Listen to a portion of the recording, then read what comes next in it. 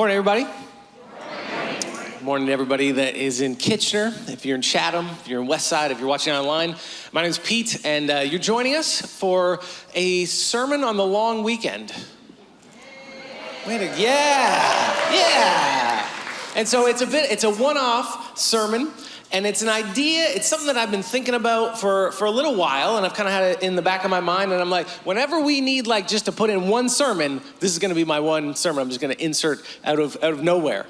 And so we're gonna be going to a book in the Bible called the Book of Proverbs, and we're gonna be looking at one proverb today. Just one line.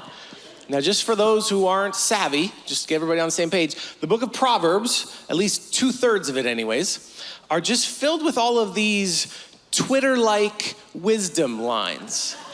It's like you just sat somebody that was really, really smart and lived a really long time and had a lot of wisdom, and you're like, okay, you have 140 characters, just bang out 1,000 wisdom lines. We're gonna put them all in a book called the Proverbs. People will read them, and they'll just be all about, so it's like, here's all the things you need to know about money. Here's things about raising cattle. Here's things about having a farm. Here's things about sex. Here's things about raising a family. Here's things about being a husband. And there's just all these lines collected, and the idea is that if you apply them to your life, they will lead you into a good life. They're not equations, like in the sense that they are always 100% of the time true, apply them to every situation, but they are things that you take them and you chew on them, and you go for a long walk with a cup of tea kind of thing, and you go, okay, I think I get what this is trying to lead me into. And so today that's what we're gonna do. We're gonna look at one proverb, nothing heavy. It's a long weekend, for crying out loud. How much script? The PowerPoint person today was saying to me, I don't know if I have all your slides. There's only 3. And I'm like, it's gonna be okay. It's a long weekend. We just need one verse will be enough today, okay? But before we get to the one proverb, I wanna tell you who this sermon is for. It could be for a whole, you may apply it in a million different ways, I don't know. But I think there's 2 groups of people that I think that this sermon might be for. The first group is for people who you would identify your life is a bit messy. If we were all, as a group, said hey, after church, we're all gonna go to your house for lunch, cool? You'd be like, not cool. The house is not in company shape. You know what I mean? The laundry's not exactly all done. It's all in that room where we keep it in the giant pile, but it's not really all done. If you were hey, could I get a ride home after church? You're like, my car, it has extra seats, but those seats, on the bottom, there's filled with garbage. You know that? My car's like that. If you ever just go peek into my car, be like, look at all the garbage. Because you're eating something, you throw it on the ground, and then eventually you dump it all out. And so your car is clean once a month, it's cleaned, but it's not always clean. There's some people, just that you'd be like, my life is a bit messy, and maybe you feel a little bit guilty about that. Your life is super over scheduled, and you're I have no idea how I'm gonna do all of the million things that I've committed to, but I've committed to them, I'm gonna figure out how to do them. That kind of my life feels a bit full. Your life has you're thinking about tomorrow, or not tomorrow, but on Tuesday when you go back to work, and you got emails to deal with, and you got conflict that you have to deal with, and you're here at church or you're watching online, and you're kind of pretending I got it all together. I got it all. Look at me. I put on makeup today, and I'm not wearing jogging pants. My life, I am a productive person. But in the back of your mind, man, there's some messy stuff that I gotta deal with, relational messy stuff. This sermon, I hope, is for people that have a bit of a messy life, and maybe you feel a bit of some guilt over that. And the other group that it's for is for people who maybe your life is a bit too clean. It's a bit too clean. You ever go to someone's house and it's suspiciously clean? You're like, where are the bodies?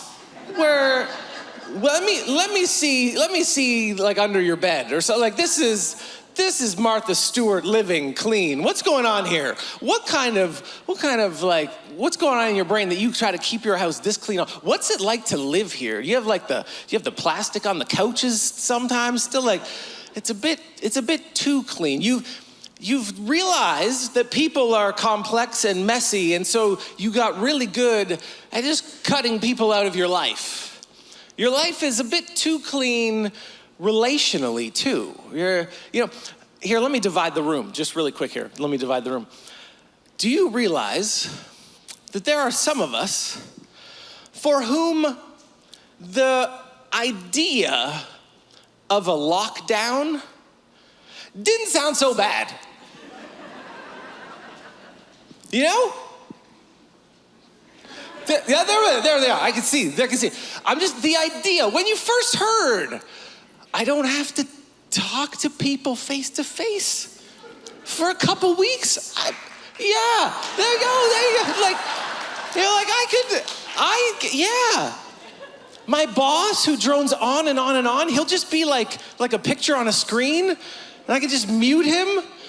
I could just minimize him and put him up there and watch a YouTube video, you know?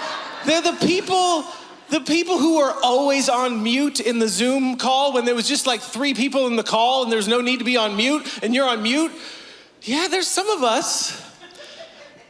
And some of that tendency can lead us to creating a life that's a bit too clean. So I think this sermon is going to be for people where your life is a bit messy and you feel guilty, and also for people that maybe your life is a bit too clean and maybe you haven't realized what you've actually been creating. So with that set up, here's the proverb. Where there are no oxen, the trough is empty, but from the strength of an ox come abundant harvests. Where there are no oxen, the trough, meaning like where you would feed them, right? That's empty because you don't have to feed the oxen. But from the strength of an ox come abundant harvests. Let me read it to you in a different translation to try to get the idea across. Without oxen, a stable stays clean, but you need a strong ox for a large harvest. So a part of this is to realize, well, then I guess I should get some ox. I should get some ox because I want to have a large harvest. I want the strength that an ox brings. Would you like to have no ox or to have an ox? Would you like oxen? I'm probably going to mess up and say oxes at some point, okay? But at least I got the first one in there, oxen, correct. I'm not that smart, okay? I'm just called. Anyways. Would you like to have the strength of an ox and an abundant harvest? Yes, who wouldn't? But the pairing of this seems to be pointing us to something else to think about. Not just would you like the abundance that an ox brings, but do you realize that the ox will mess up this part of your stable? Because you could have a really clean stable, it's just that then it will be empty and there'll be no abundant harvest. Or you could have an ox and you could get what comes with an ox. When you have an ox, you get ox messes. And so you can have a clean life, a simple life, but it'll be empty and boring and lack the abundance that we were created to live. Or you can have a life where you invite oxen into it. And with that comes the mess that the oxen bring with it. And so I like this little poop emoji because I like that he's smiling and he has a rose for you. He wants to be your friend. Today, this is, if you take nothing else home, what did the pastor talk about today at your church? He wanted us to embrace the poop emoji. Embrace what comes with the oxen. Some of us, our life is a bit messy, and what I hope you can go home with today is a new appreciation for, my life's a bit messy, but it's because it's full. And the messes that I have in my life actually are a part of the abundant life that I'm living. And maybe for those of us who our life is a bit too clean, we have to recognize that we've actually been avoiding the mess, and in avoiding the mess, have been avoiding and missing out on the abundance that we were created for. So I hope today that we can just learn this, to embrace a life that is messy and abundant. I think this is true. You just start to think about it. I think it's true in so many different ways. It's true just about life in general. Think about just life in general. Think about, have you ever been on a team, right? I made fun of Zoom calls earlier. You ever been on a team? What comes when you're on a team where you got to go to meetings? Is every meeting the most exciting thing that you've ever been a part of? No, meetings stink. Meetings are not fun. I know that there's like a whole, like you can make meetings great and death by meeting, and there's a way. Yes, you can make them better, but in general, meetings are difficult because they're full of people. And people are difficult. And if you're trying to figure out which of the two camps I'm in, I think I'm making it abundantly clear. I am the Zoom minimizer camp. When you're on a team, there is messiness. There is conflict. There is, I don't really like, this person on the team isn't my favorite person on the team. And yet when you're on a team, you can create so much more than you could ever do on your own. And so you embrace the messiness of the team and you get the abundant harvest of being on a team. You ever join a group? You ever join like a life, we call them life groups here, where we get together during the week and we meet in homes of 8 to 12 people and we talk about our lives and we share. And that's wonderful. It can be beautiful and we care for each other and we get insights from one another. But also, sometimes there's a person in the group who just wants to talk about their conspiracy theory. And you're like, are we here for this? Is this part? It's part of it. Embracing this person who is here, and this is the thing that is most important in their life. You're gonna embrace. Are we here for a full report of every dream you had this week? Like, is that? And you're looking at the leader like, are you gonna cut this off at some point? And you're like, there is a beauty and an abundance that comes from doing life with other people, but there is also this guy. And that's just how life goes. I thought about whenever you try to do something new. Have you ever tried to do something new? Start a new business, start a new program, do something new in your life. Rarely does it go, that was amazing, 100%, knocked it out of the park, no problems, no issues at all. It usually comes with this guy. And so you get the new thing, but you get this guy with it. I thought about at our church, we have several campuses, right? We have Kitchener, who's watching live right now. We have Chatham watching live right now. We have people online watching live. Do you think that the tech pieces that go into all that are flawless every week? You on the other side of the camera, it's not always perfect. You remember Easter when I was glitching like this the whole time? It's not. So should we then have, where there are no other campuses, it's clean and simple. But when you have other campuses, there is a more abundant harvest that comes. And so you embrace this guy who comes with trying to do new things and reach more people. There was a movement that happened, maybe, it feels like it was about a decade ago. I could be off on that. But it was started by this lady, Mary Kondo. Do you remember her? The joy of tidying up. And I'm not trying to tear her down in any way. I think that there was some wonderful lessons about tidying your home and how to simplify. And man, if you were a hoarder, this is great, like to tip the scales in the other direction. But what started to be created around her was this idyllic life. This sort of like, your home can look like this. Perfectly coordinated, filled with only things that spark joy. And you too can be coordinated in what you wear so that everything just goes together beautifully. And you could look at that life as a person who maybe had a very busy, messy, complicated life and feel like, I guess I'm missing out because this is what life looks like. This is what your drawers should look like. This is it. If your drawers look like this, we have people that would love to pray with you at the front after the service. What I love that I discovered though, in looking, searching up Mary this week, is that This was her vision of the good life before she had children. And once she had 3 children, she came out and declared, I now embrace some of the messiness of life. I saw an article that had interviewed her and it said this, Marie Kondo has given up on a tiny house. Other moms welcome her. Isn't that great? She discovered the truth of the proverb. Yeah, you could have a messy house, a bit of a messy life, some dirt on the floor, some crumbs on the... It's just showing the amazing life that you are living. And you can't have everything be clean and tidy and the abundance that we were meant to have. Relationships are messy. There is no such thing as a conflict-free relationship. It's gonna happen. Where this guy doesn't show up,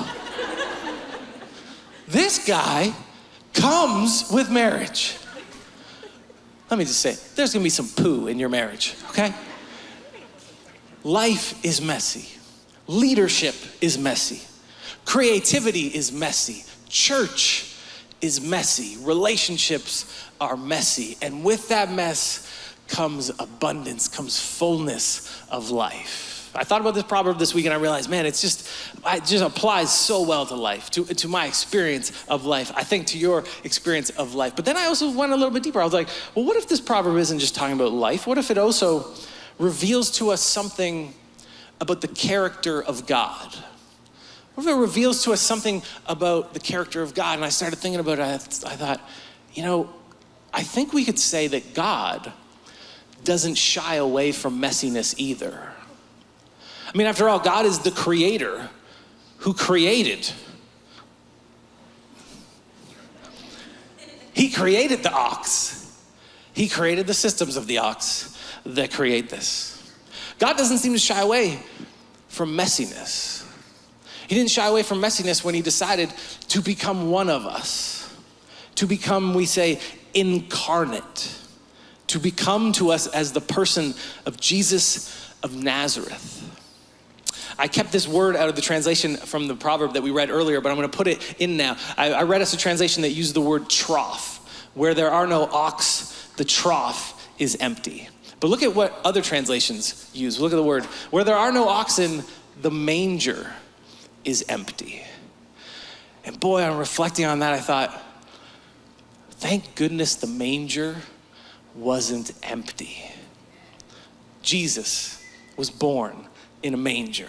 For those just getting familiar with the story, Jesus is born in a manger surrounded by animals in a messy situation.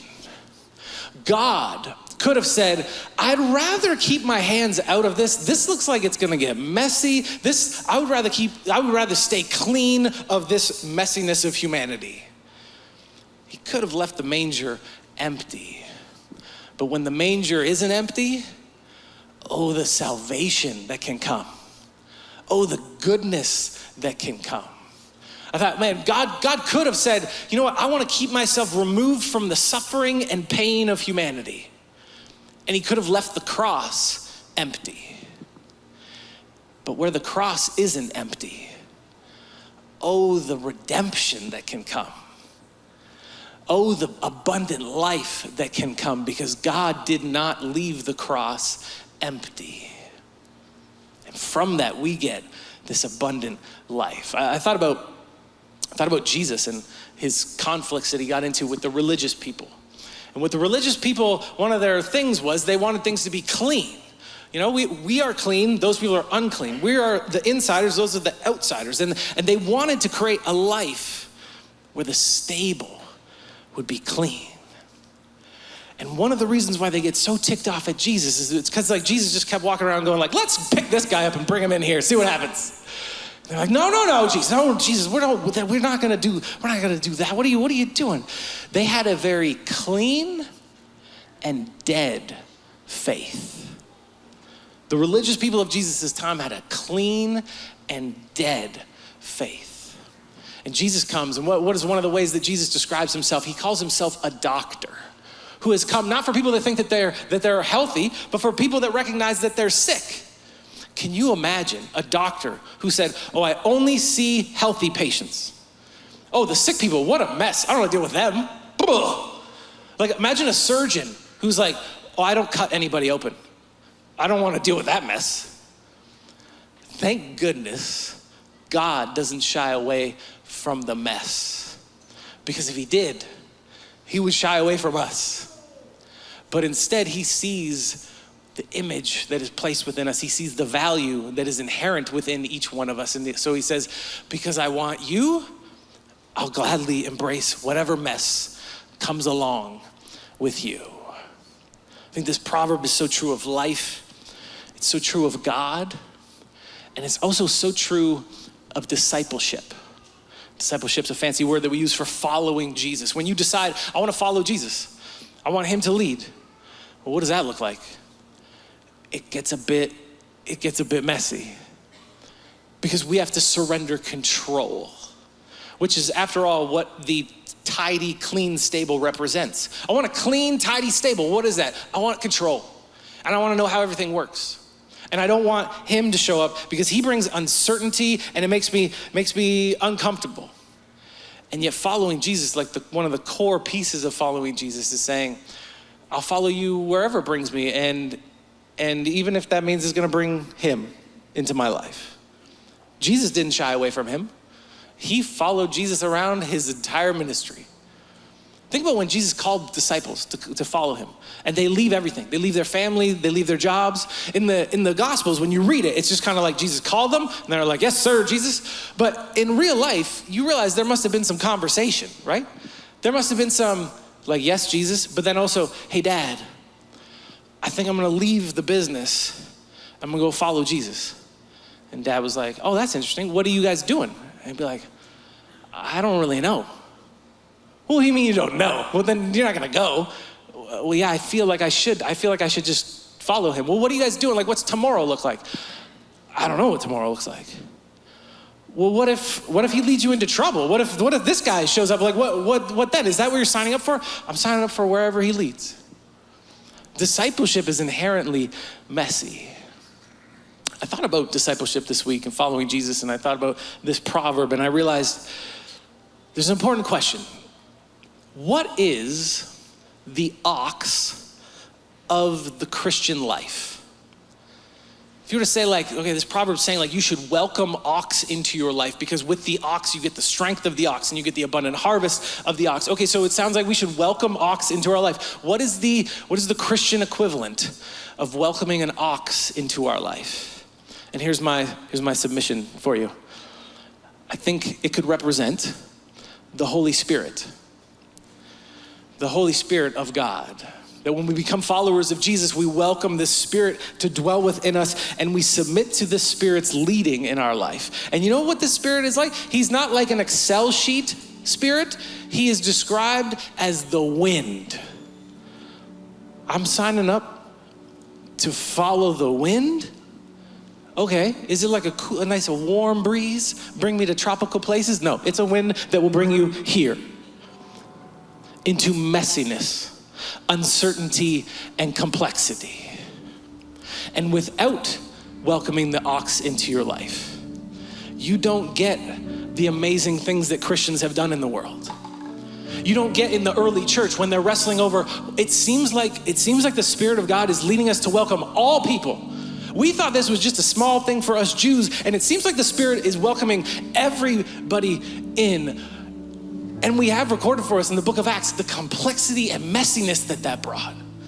The Spirit's like, that's fine, don't worry. Don't worry, you may not know where this is going or how this mess gets cleaned up, but I do. I just need you to trust me. Without the Spirit, we don't get the welcoming of all nations into the family of God. Without the Spirit, you don't get missions. You don't get people willing to lay down their lives, become martyrs for Jesus. You don't get people starting nonprofits. Without the Spirit, there is no abundance flooding into the earth. Every week, if the sermon is a good sermon, something happens within me where I go from, I want to prepare a nice meal for you, because I want the sermon to help you, and there's a moment where it speaks to me, and it's like just a great, it's a blessing of getting to spend that much time in the scriptures and praying with God. And this week, this point really hit me. Am I truly welcoming the ox into my life, the ox of the Holy Spirit, who brings along with him an invitation into messiness? And I have to be honest, there are times when I don't want to follow. I don't want to welcome that ox. When I don't even want to go into prayer and speak to him because I know that he's gonna lead me into this guy. And I just don't feel like I have the energy or the wisdom to deal with the complexities that he's gonna bring. But where there is no spirit, your life is empty. Where there is no spirit, there is no life. And so to follow Jesus is to welcome this ox into your life and trust that whatever he brings, it'll be okay. So the take-home message for us this morning is simply this image. Can we embrace the mess that comes along with abundant life? What I think this looks like for some of us is to stop being so hard on yourself. You're so hard on yourself, like, oh, my house is a mess. It doesn't look like those pictures. My marriage doesn't feel like it's going as good as other people's marriage. My kids don't feel like I just feel like my life is a bit messy. To realize, yeah, but the mess and the complexities of your life is what birthed the abundance. All of the beautiful things in your life are coming from here. Stop being so hard on yourself. Stop being so hard on your kids. Oh, I wish we had a clean house. Look like those pictures that Pastor Pete had up here earlier. I just wish, why are they spilling crumbs all over the floor? We used to have a dog, and I never realized until the dog died a few months ago that after every meal, another meal is left on the floor of our kitchen. But that just means that we're eating, and we're having fun, and we're laughing. Legos all over the floor of some of my boys' rooms. It's awesome. They're creative. They want to build and make things.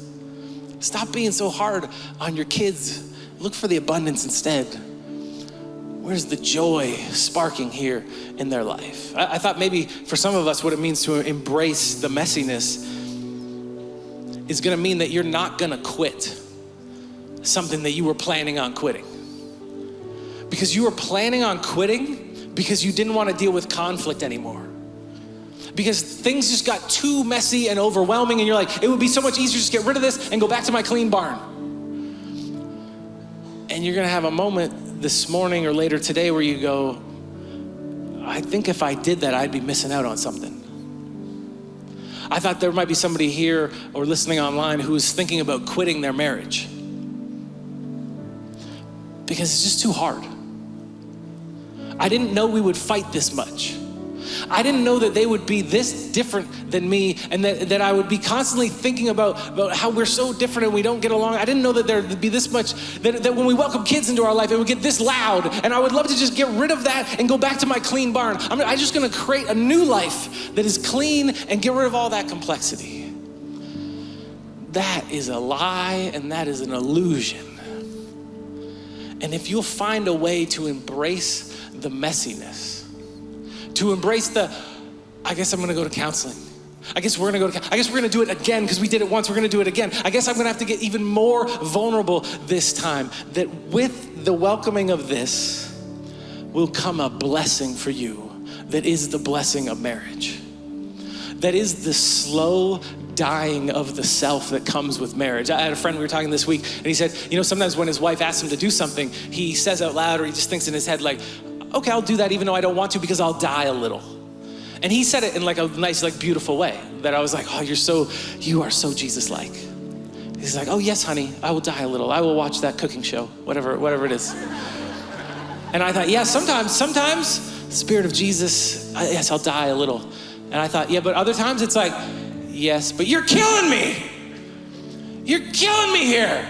Sometimes marriage feels like that. Both of them are a death to self that leads us into becoming more like Jesus. I want to leave you with 3 lines that might help you or help someone that you know embrace the messiness of life. 3 lines that you could say to yourself or someone that you know. Maybe you need to say to someone or say to yourself, I think you need to welcome some oxen into your life. It's a bit too clean here. I think you need to welcome some oxen into your life. If you're like me, if you haven't picked up on this, I'm the too clean camp. Get rid of, I want it clean. I want less people. And so thank God I married someone who is the opposite and who is so good at welcoming the oxen into our life. My God, I don't know if I'd have any kids without her. Literally, of course not. But like, you need somebody. If you're like in the too clean camp, find somebody that like, your life looks a little crazy. Let me latch onto you for a little while. Get some oxen into your life. You need to welcome some oxen into your life. For some of us, maybe you need this line. You're just looking at the mess. Don't miss the abundance. Yeah, of course you can focus on all the mess. That's just part of life. Don't miss all of the amazing things happening in your life. And thirdly, maybe you need this line. Did you think there wasn't gonna be poop? Like back to the original proverb. Imagine getting an ox and it starts pooping all over your barn and you're like, I can't believe it. This thing's making a mess everywhere. It's like, did you think the ox didn't come with poop? Did you think that job didn't come with poop? Did you think your marriage wouldn't come with crap? You thought your kids were just gonna be little angels all the time. Did you think there was gonna be no poop? Jesus comes and he says that he wants us to step into the abundant life that we were created to live. And I think that this proverb is a piece of how we step into that abundant life. We walk with Jesus, who was not afraid of messiness or complexity. We walk with him and we learn how to embrace a life that is messy, but oh so abundant. Would you pray with me before we go? Jesus, for those of us who have a guilt complex about the messiness of our lives, may we be set free from that. Give us eyes to see the blessings that surround us, the abundance that surround us. Help us to see how you're working in our life. Holy Spirit, may we be people who are not afraid of you. I think sometimes we're afraid of you. You come like the wind and you want all of us. For those of us who just would love to stay in a tidy, clean barn, man, bring a whirlwind and knock that barn down. Rip us out of there. Pull us kicking and screaming into the abundant life filled with oxen that you have for us. Jesus, help us to be people who embrace other people's messiness like you did. And as we embrace their messiness, we lead them into the abundant life that we found in you. Jesus, we love you. We pray these things in your name. Amen.